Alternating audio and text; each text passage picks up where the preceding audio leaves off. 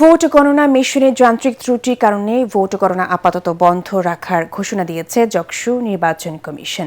রাত 9:30টার দিকে এ ঘোষণা দেওয়া হয়। এর আগে সকাল 9টা থেকে 4:45 পর্যন্ত চলে ভোট গ্রহণ। এরপর বিশ্ববিদ্যালয়ের অডিটোরিয়ামে রাত 7:30টার পর শুরু হয় ভোট গণনা। তবে ভোট গণনা শুরুর কিছু সময় পর মেশিনের ত্রুটির কারণে সাময়িকভাবে বন্ধ থাকে। ব্যালট পেপারগুলো দুইটি মেশিনে ক্রস চেক করলে ফলাফলে ব্যবধান আসে। এ সময় নির্বাচন কমিশন সেটি ম্যানুয়ালি গণনা করে ক্রস চেক করেন। পরবর্তী করণীয় নির্ধারণে ভিপি ও জিএস প্রার্থীদের সাথে বৈঠকে বসেছেন বিশ্ববিদ্যালয়ের উপাচার্য। ওএমআর মেশিনে আমরা 3 দিন ট্রায়াল করেছি। এই ট্রায়ালে আমাদের কোনো সমস্যা ছিল না। টেকনিক্যাল ত্রুটি ধরা পড়েছে। উদ্ভূত পরিস্থিতিতে আমাদেরকে সিদ্ধান্ত নিতে হবে।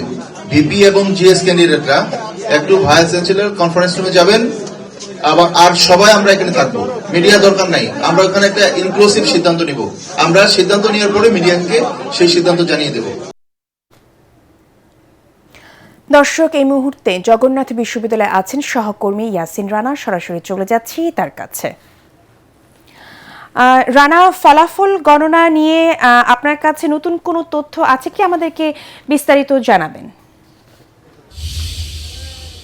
নাজিয়াত, ধন্যবাদ আপনাকে। আপনি যেমনটি জানাচ্ছিলেন যে ভিপি এবং জিএস ক্যান্ডিডেটদের সাথে নির্বাচন কমিশন, এই যকসু নির্বাচন কমিশনের পক্ষ থেকে বৈঠক করা হচ্ছে। এটি মূলত ভিসির কার্যালয়ে যে অডিটোরিয়াম রয়েছে সেখানে অনুষ্ঠিত হচ্ছে। এখন পর্যন্ত এই বৈঠকটি চলছে। এই জটিলতাটা শুরু হয় এখানে 3:30টার সময় যখন ভোট গ্রহণ শেষ হয়। এরপর থেকে এই ভোট গ্রহণটা আসলে কখন হবে, কখন শুরু করবে, এই বিষয়টা নিয়ে নানান ধরনের কানাঘুষা ছিল। তবে 7:30টার পর থেকে ভোট গণনা শুরু হয়। এরপরে মূলত আসলে এখানে জটিলতা দেখা যায়। একটি মেশিনে দেখা যাচ্ছে যে ফলাফল আসছে এবং আরেকটি মেশিনে এটা ক্রস চেক করার সময় আসলে দেখা যায় আসলে ফলাফলটা ভিন্ন আসে। এর পরবর্তীতে আসলে নির্বাচন কমিশন এই বিষয়টি নিয়ে খুব জটিলতার মধ্যে পড়ে যে আসলে এটা তারা কি করবে। সেই হিসেবে তারা সিদ্ধান্ত নেয় যে আসলে জিএস এবং ভিপি ক্যান্ডিডেটদের সাথে বিষয়টি নিয়ে আলোচনা করবে যে আসলে মেশিনে গণনা করা হবে না হাতে গণনা করা হবে, আসলে বিষয়টি কোন দিকে সমাধানে যাবে।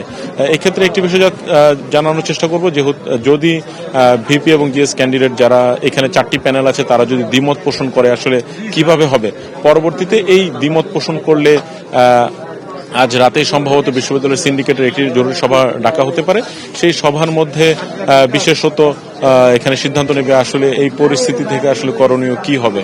তবে এখন পর্যন্ত যে ধরনের জটিলতা আছে আমি একটু পিছনে দেখানোর চেষ্টা করব। এখানে যে ব্যালট বক্সগুলো রাখা আছে, এখানে আনসার ব্যাটালিয়নের সদস্যরা প্রতিটি ব্যালট এখানে পাহারা দিচ্ছেন। পাহারা দেওয়ার মাধ্যমে যে কোনো ধরনের জটিলতা যেন না হয়।